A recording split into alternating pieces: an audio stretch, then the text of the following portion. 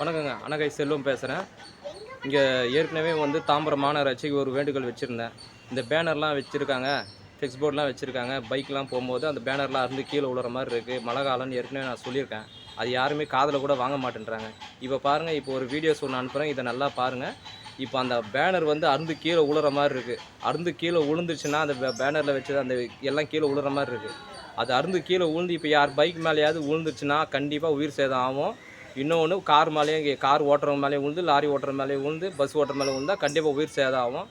எது ஆகுனாலும் ஏற்கனவே சுவாதின்ற ஒரு பொண்ணு வந்து தாம்பரத்தில் இந்த மாதிரி தான் பேனர் வச்சு கீழே விழுந்து இந்த மாதிரி உயிர் சேதம் ஆயிருக்கு. கோயம்புத்தூர்லேயும் ஆயிருக்கு, நிறைய இடத்துல ஆயிருக்குது. ஏற்கனவே ஹைகோர்ட் வேறு தடை இருக்குது, வைக்கக்கூடாதுன்னா அது மீறி வச்சுட்டு இருக்காங்க. இப்போ சூழ்நிலை பம்மல் டு பல்லாவரம், பம்மல், அனகாபுத்தூர் இது இப்படி தான் இருக்குது. நிறைய பேனர் அப்படி தான் வச்சுருக்காங்க. இப்போ அருந்து உங்களுக்கு தொங்குது. எது ஆகுனாலும் தாம்பரம் மாநகராட்சி தான் பொறுப்பு.